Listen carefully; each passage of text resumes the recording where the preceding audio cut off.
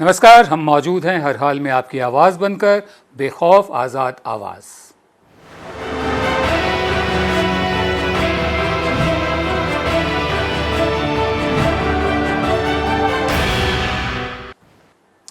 कश्मीर में, जम्मू कश्मीर में आर्टिकल 370 हटाए जाने का 5 अगस्त यानी 5 अगस्त को 1 साल पूरा होगा। इससे पहले ही वहाँ 2 दिन का कर्फ्यू लगा दिया गया है। सरकार की तरफ से घर घर जाकर लोगों को घरों के अंदर ही रहने की चेतावनी दी गई है। सड़कों, पुलों और चौराहों पर स्टील के बैरिकेड और कंटीली तारें लगा दी गई हैं। पिछले साल हजारों कश्मीरी नौजवान, राजनेता और राजनीतिक कार्यकर्ताओं को हिरासत में ले लिया गया था। घाटी में जो कश्मीर वैली है उसमें इंटरनेट भी बंद कर दिया गया था। इंटरनेट बहाल तो कर दिया गया है, लेकिन सिर्फ 2G ही इस वक्त उपलब्ध है। 4G पर अभी भी बैन है। सरकार अदालत में लगातार कह रही है कि वादी में हालात अभी ऐसे नहीं हुए कि 4G इंटरनेट बहाल किया जा सके। मार्च तक कुछ ढील दी गई थी, लेकिन कोरोना की वजह से फिर लॉकडाउन चालू कर दिया गया। और जम्मू कश्मीर की मुख्यमंत्री रही महबूबा मुफ्ती ने कर्फ्यू लगाने पर यह कहा है कि शहर कटीले तारों, पुलिस वैन और बैरिकेड की भूल भुलैया में खो गया है। वहीं चीफ मिनिस्टर रहे उमर अब्दुल्ला ने यह कहा कि 2019 की तुलना में इस साल 24 घंटे पहले ही श्रीनगर में तैयारियां शुरू हो गई हैं। मुझे लगता है कि अगले 2 दिनों तक सख्त कर्फ्यू रखा जाएगा। पाकिस्तान ने भी 5 अगस्त के लिए 18 पॉइंट का प्लान तैयार किया है। अपने 18 पॉइंट के प्लान में जो वहाँ के प्रधानमंत्री हैं इमरान खान, वो पाक ऑक्यूपाइड कश्मीर, जो मकबूजा कश्मीर है, पाकिस्तान के कब्जे में है, वहाँ एक सभा को संबोधित करेंगे जिसका लाइव टेलीकास्ट होगा। मेरे मेहमान हैं आज शाम के farmer air vice marshal Kapil काक साहब। काक साहब, बहुत शुक्रिया हमेशा की तरह अपना वक्त हमें देने के लिए। बहुत बहुत शुक्रिया। मेरा पहला सवाल आपसे ये है, आर्टिकल 370 हटाने के बाद 1 साल बाद भी घाटी में कर्फ्यू लगाने की ज़रूरत क्यों पड़ रही है? क्योंकि केंद्र सरकार 1 साल के बाद भी कॉन्फिडेंट नहीं है कि ये दिन शांतिपूर्वक तरीके से निकलेगा। वैसे वो सारे माध्यमों से देश को, विदेश को, सारे विश्व को कहते हैं कि कश्मीर में हर तरह की सामान्य स्थिति। तो इस कॉन्ट्रडिक्शन में ही मैं आपका ये जवाब देता हूँ। दूसरी बात है कि आज का दिन, मतलब 5 अगस्त की दिन, कल तो है 5 अगस्त, 1 साल जो गुजरा है, भारत के लोकतंत्र में कितने कई तरीके के ब्लॉट्स लगे हैं जब से हमारी आज़ादी, स्वतंत्रता मिली है। और फ्लिप साइड पर देखें, कश्मीर में भी काफ़ी तरीके के ब्लॉट्स रहे हैं, मगर जो अंधेरापन हम कश्मीर में देख रहे हैं वो पिछले 70 साल से 73 साल में देखा नहीं है। और जो हमारे देश का एक तरीका का रिपब्लिकन कैरेक्टर है, आइडिएशनली देखें तो उस रिपब्लिक को गिराया गया है। इसको मैं बाद में एक्सप्लेन कर सकता हूं आपके दर्शकों के लिए कि इस वक्त खतरा कश्मीर को नहीं है, खतरा हिंदुस्तान को है।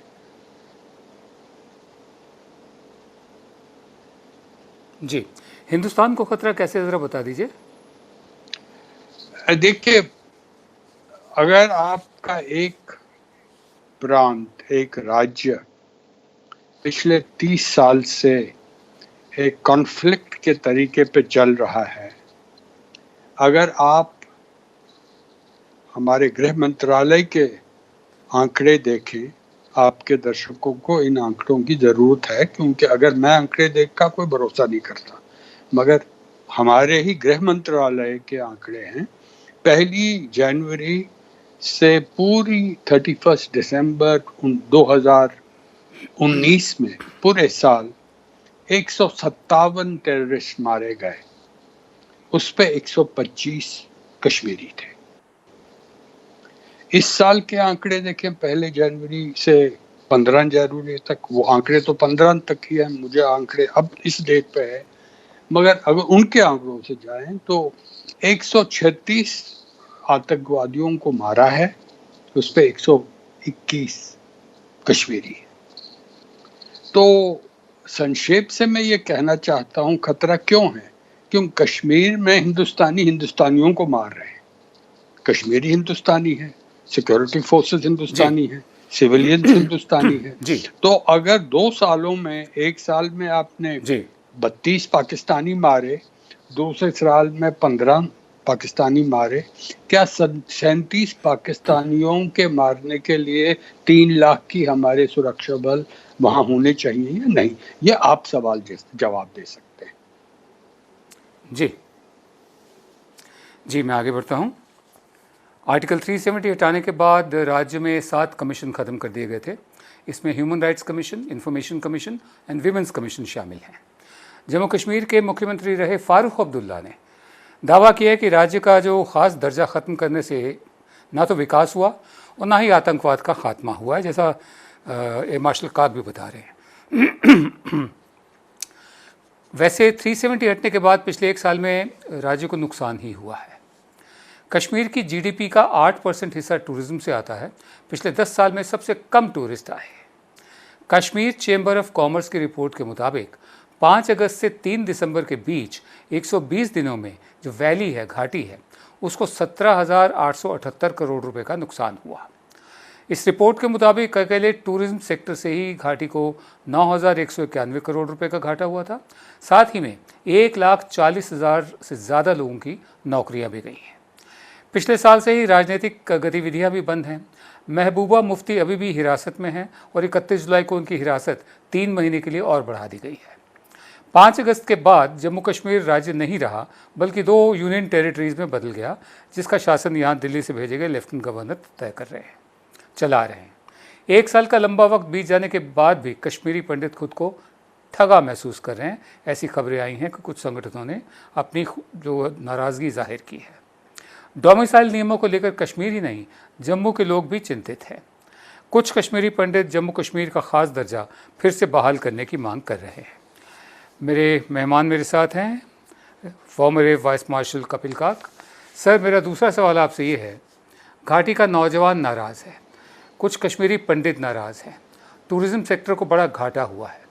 आर्टिकल 370 हटाने से पहले क्या ये सब बातें फैक्टर इन की गई होंगी? इनके बारे में सोचा गया होगा? नहीं, देखिए, किसी बात की सोच नहीं की गई। सोच सिर्फ आइडियोलॉजिकल डायमेंशन की गई, और वो आइडियोलॉजिकल डायमेंशन जो हमारी मेजॉरिटेरियन एक रूलिंग डिस्पेंसेशन है, ये सन 1950 से मांग रही है कि जो प्रिंसिपल माइनॉरिटी एक राज्य में मेजॉरिटी है, वो हम नहीं सहेंगे। खासकर अगर आप उसी राज्य को स्पेशल स्टेटस देंगे।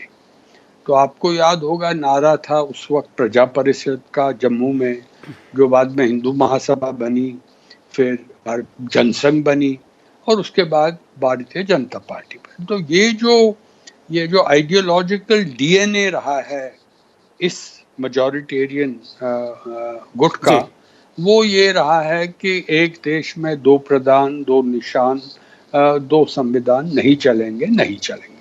वही एक ही वजह थी जो आपने वजह बताई कि वहाँ इंटीग्रेशन होगा, विकास होगा, और उसके बाद ये भी कहा गया कि जो आतंकवाद है वो बिल्कुल हटाया जाएगा, खत्म हो जाएगा।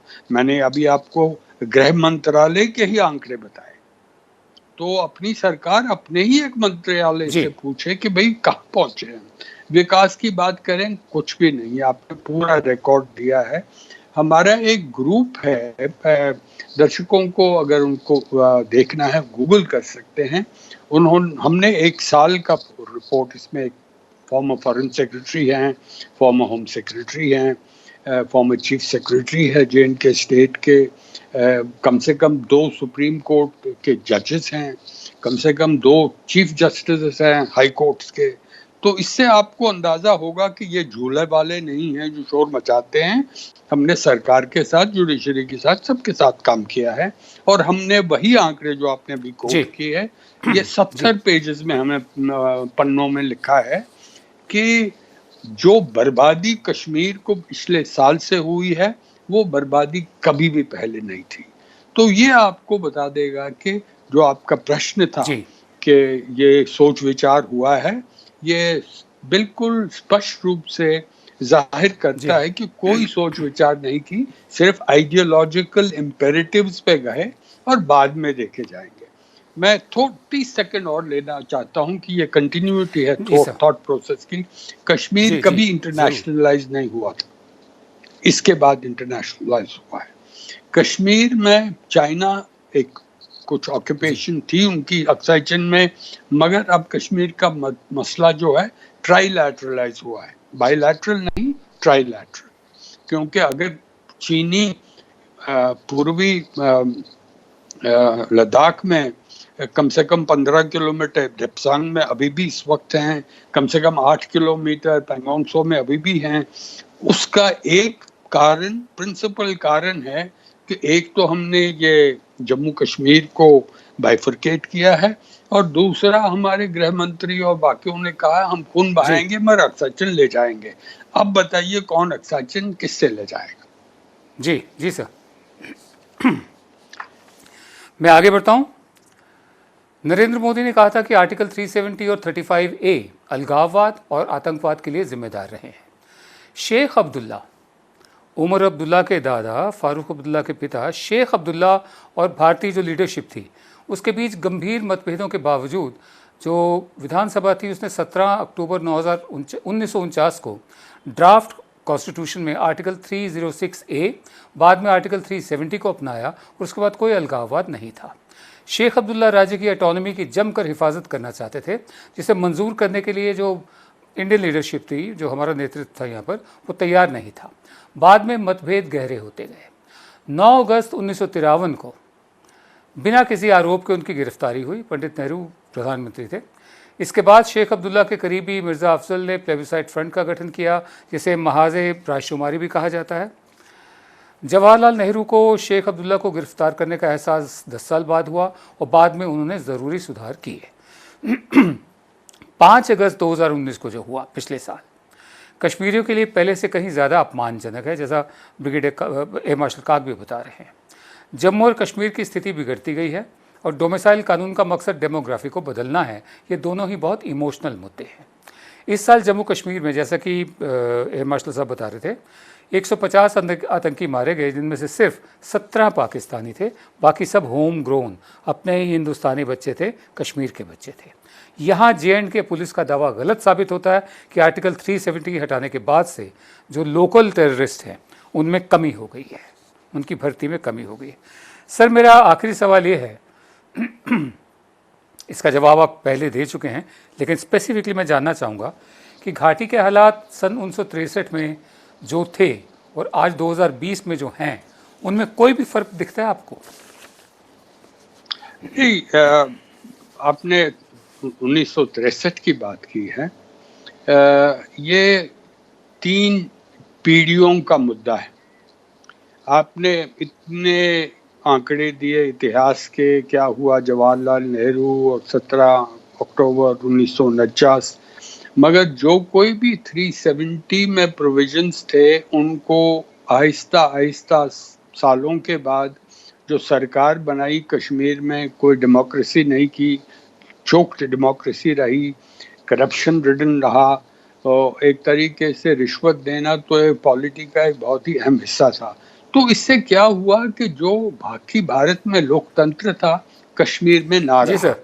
और इसी वजह से हम देखते हैं जब आप सरकार जी की सर। तरफ से 370 को आहिस्ता आहिस्ता इरोड करते हैं, खोखला करते हैं, तो मांग रही कि जो आपने हमारा संविधानिक एक तरीके का भरोसा दिलाया, उससे आप पीछे क्यों गए? और यही वजह थी क्योंकि इलेक्शंस की इतनी जी सर। Rigging sir. हुई सर 87 से। जी तो मैं संक्षेप से ये कहना चाहता हूँ, फर्क ये है कि हालात जी बिगड़े सर। गए हैं जब से 2014 में ये सरकार आई है। उसके बाद मैं आपसे कहना चाहता हूँ कि जी सर। 2003 से 2007 एक गोल्डन पीरियड कहा जाता था। 4500 लोग हर साल मरते थे। जी सर। जी सर। जब 2013 हुआ तो 99 लोग पे पहुंचा, 4,500 से 99 तक। उसके बाद इसको जब एक नया रुख दिया तो हालात बिगड़ते गए हैं और ही हो जाएगा। मगर एक आखिरी 15 सेकंड का इनपुट देना चाहता हूँ। रिपब्लिक को तो हमने तितर बितर कर ही दिया आइडिएशनली से, मगर सबसे ज्यादा जो हमने डायनामाइट किया है एक मेन स्ट्रीम पार्टियों का। अगर वो पॉलिटिकल वैक्यूम भरा नहीं जाता जो ये भरने वाले नहीं हैं, तो मैं एक ऐसी स्थिति देखता हूं कि सब हार्डलाइनर आईसिस जैसे एलिमेंट्स आ सकते हैं, तब कश्मीर और हिंदुस्तान के हालात और बिगड़ सकते हैं। इसीलिए मैं शुरुआत में आपने कहा था कि कश्मीर को छोड़िए, हिंदुस्तान खतरे में। बहुत बहुत धन्यवाद आपका एयर वाइस मार्शल कपिल काक, हमेशा की तरह अपना वक्त हमें देने के लिए। आप देख रहे हैं विनोद दुआ लाइव। हम लेंगे ब्रेक के बाद हाजिर होते हैं।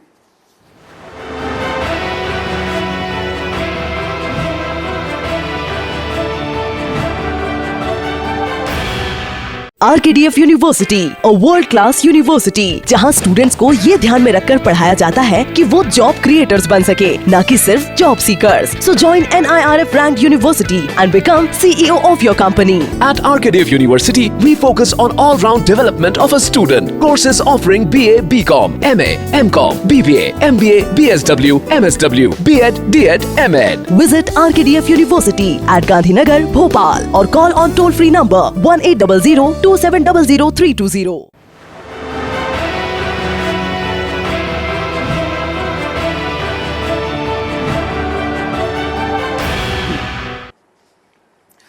देख रहे हैं विनोद दुआ लाइव। सुप्रीम कोर्ट ने वरिष्ठ वकील प्रशांत भूषण के खिलाफ 11 साल पुराने कंटेम्प्ट ऑफ कोर्ट मामले पर सुनवाई की। जस्टिस अरुण मिश्रा की अगुवाई में 3 जजों की बेंच ने वीडियो कॉन्फ्रेंसिंग के जरिए सुनवाई की। कोर्ट ने वरिष्ठ वकीलों राजीव धवन, कपिल सिब्बल और हरीश साल्वे से एक एक करके वीडियो कॉल के जरिए दलीलें सुनी। प्रशांत भूषण की ओर से राजीव धवन पेश हुए तो कपिल सिब्बल ने तहलका के एडिटर रहे तरुण तेजपाल का पक्ष रखा। हरीश साल्वे की ओर से किए गए अवमानना केस में तेजपाल का भी नाम है। प्रशांत भूषण को नसीहत देते हुए सुप्रीम कोर्ट ने कहा कि अभिव्यक्ति की आज़ादी, फ्रीडम ऑफ एक्सप्रेशन और अवमानना, कंटेम्प्ट, इन दोनों के दरमियान बहुत थिन लाइन है, बहुत बारीक अंतर है। 2009 में सुप्रीम कोर्ट के वकील प्रशांत भूषण ने तहलका मैगजीन को एक इंटरव्यू दिया था। इसमें सुप्रीम कोर्ट के जजों के बारे में टिप्पणी की गई थी। 22 जुलाई को इसी बेंच ने प्रशांत भूषण की ओर से किए गए 2 ट्वीट्स का सुओ मोटो नोटिस ले लिया। इस 22 जुलाई को इसी बेंच ने कहा कि पहली नज़र प्राइमा फेसाई उनके बयानों से जो न्यायिक प्रशासन है, जुडिशरी का फंक्शनिंग है, उसकी बदनामी हुई है। इसी बीच वरिष्ठ वकील प्रशांत भूषण, वरिष्ठ पत्रकार एन राम और पूर्व केंद्रीय मंत्री अरुण शौरी ने 31 जुलाई को सुप्रीम कोर्ट में एक पिटीशन दायर की है। पिटीशन में जो कंटेम्प्ट का जो कानून है, सेक्शन 2C1 की वैधता को चुनौती दी गई है।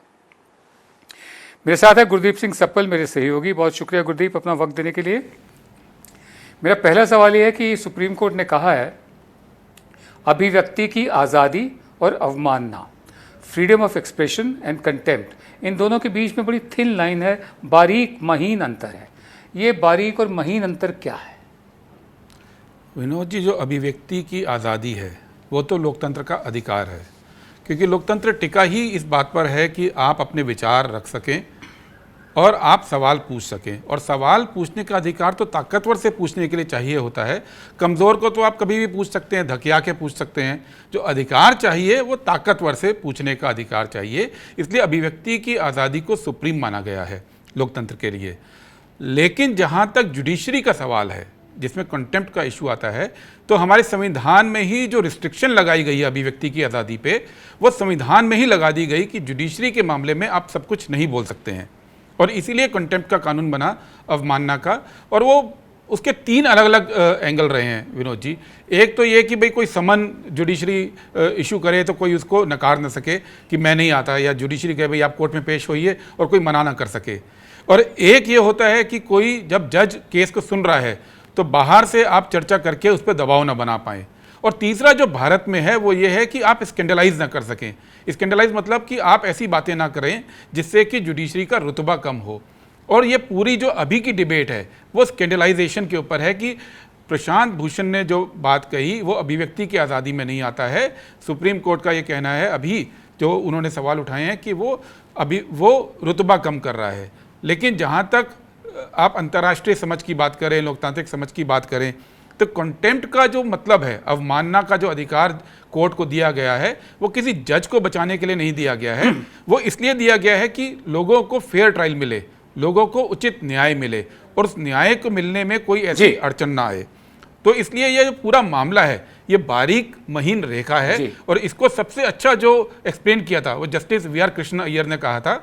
उन्होंने कहा था कि अगर जजेस को ये समस्या है कि उनको अब्यूज़ किया जा रहा है, उनकी आलोचना बेवजह हो रही है, तो उसका सबसे जो अच्छा जवाब है वो फाइन परफॉर्मेंस है कि जजेस जितना फाइन परफॉर्मेंस करेंगे वो खुद ब खुद इसका जवाब है। जो अभिव्यक्ति की आज़ादी और इसके बीच में बैलेंस यही है। जी, यानी ऐसी नौबत ही नहीं आनी चाहिए कि किसी को इस तरह की बातें कहने का मौका मिले या कहने की ज़रूरत पड़े जिसे अवमानना मानकर इंटरप्रेट किया जाए। हम आगे बढ़ते हैं। कोर्ट के कंटेम्प्ट का सामना कर रहे प्रशांत भूषण ने सुप्रीम कोर्ट के नोटिस पर 142 पेज का जवाब भेजा। प्रशांत भूषण ने अपने एफिडेविट में कहा कि चीफ जस्टिस की आलोचना ना तो सुप्रीम कोर्ट को अपमानित करती है, ना ही उनके अधिकार को कम करती है। या जैसे गुरदीप भी बता रहे हैं कि जज और सुप्रीम कोर्ट दोनों को अलग अलग मानकर चल रहे हैं प्रशांत भूषण। उन्होंने कहा कि चीफ जस्टिस अदालत नहीं है और चीफ जस्टिस ऑफ इंडिया की सुप्रीम कोर्ट से बराबरी नहीं की जा सकती। चीफ जस्टिस आते हैं जाते हैं, सुप्रीम कोर्ट बना रहता है। और उन्होंने कुछ चीफ जस्टिस को लेकर अपनी टिप्पणी की थी। किसी चीफ जस्टिस या अगले चीफ जस्टिस के कामों की आलोचना करना अदालत को डरा नहीं सकता, ना ही वो अदालत के अधिकार को कम करता है। ये मानने या सुझाव देने के लिए कि chief justice of India he supreme court है या supreme court he chief justice of India है, भारत की सर्वोच्च संस्था को कमज़ोर करना है, ये प्रशांत भूषण का कहना है।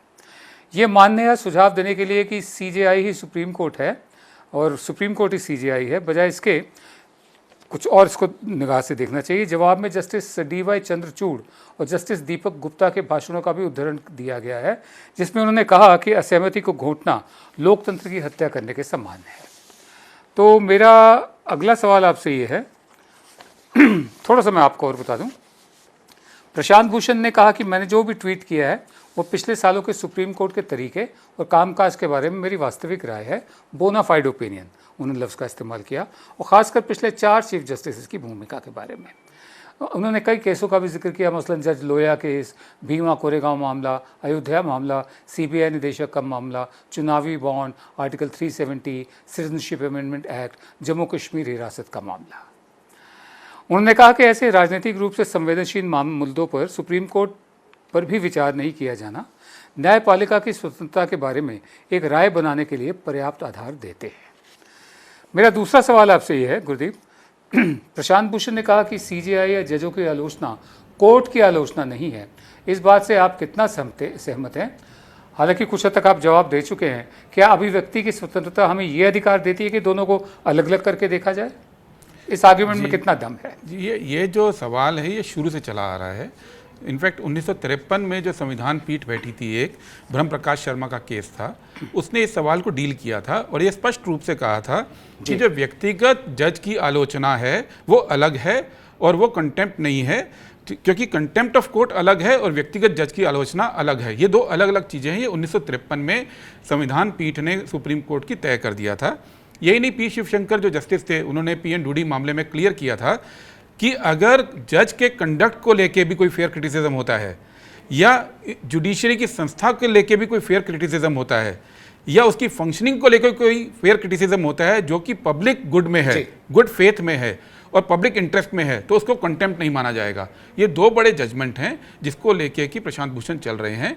और एक तीसरी बात भी कही गई थी कि जज का कोर्ट के अंदर की व्यवहार और जज का कोर्ट के बाहर का व्यवहार। और प्रशांत भूषण का ये कहना है कि उन्हें जज का साथ में जो ट्वीट किया था मोटरसाइकिल वाला वो कोर्ट के बाहर है।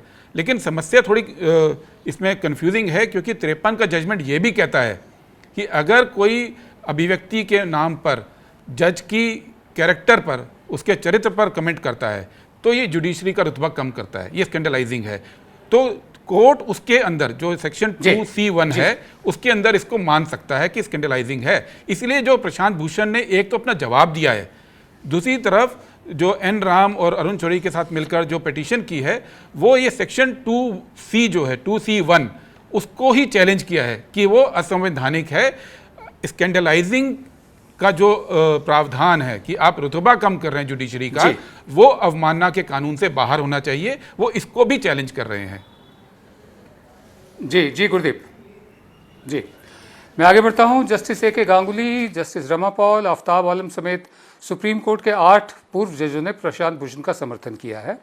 सुप्रीम कोर्ट के कदम का विरोध करने वालों में सबसे बड़ा नाम है जस्टिस रही रूमा पॉल और जस्टिस जास्ती चेलमेश्वर और जस्टिस विक्रमजीत सेन के हैं। इसके अलावा GS सिंघवी, A.K. गांगुली, गोपाल गौड़ा, अंजना प्रकाश ने भी एकजुटता दिखाई है और एक बयान भी जारी किया है। 131 शख्सियात ने भी बयान जारी करके भूषण के समर्थन में एकजुटता दिखाई थी। इसमें सुप्रीम कोर्ट के जस्टिस रहे Madan B Lokur, Delhi high court के चीफ जस्टिस रहे AP Shah, senior advocate Sudhir Nandrajog, Indira Jaising, Vrinda Grover भी शामिल थे। साथ साथ नौसेना अध्यक्ष रहे एडमिरल रामदास, योगेंद्र यादव, सांसद मनोज झा, राज्यसभा सांसद रहे D राजा समेत और भी लोग शामिल थे। और बस इतना कहा गया है कि पिछले कुछ सालों में मौलिक अधिकारों का उल्लंघन और सरकारी ज्यादतियों की जांच करने वाले मामलों में सुप्रीम कोर्ट की तरफ से संवैधानिक रूप से ज़रूरी भूमिका नहीं निभाई गई, जिससे कई सवाल खड़े होते हैं। मेरा आखिरी सवाल आपसे, बहुत संक्षेप में जवाब चाहूँगा आपसे कि ये जो नया चलन शुरू हुआ है कि सील्ड एनवेलप में भी जवाब लिए जाएं, उसके अलावा आज जो हुआ है कि जस्टिस अरुण मिश्रा ने अलग से टेलीफोन पर राजीव धवन से बात की जब सब कुछ म्यूट कर दिया गया, ये नए चलन क्या हैं? कहीं एक तरफ तो ये था कि सुप्रीम कोर्ट और दूसरे कोर्ट्स की जो हियरिंग्स है उनकी पब्लिक टेलीकास्ट हो, दूसरी तरफ अब ये जो कदम उठाए जा रहे हैं ये किस तरफ इशारा करते हैं? देखिए, लोकतंत्र में ये ज़रूरी है कि ये जो भी न्याय की प्रक्रिया होती है या न्याय को डिलीवरी की प्रक्रिया होती है वो ट्रांसपेरेंट होनी चाहिए।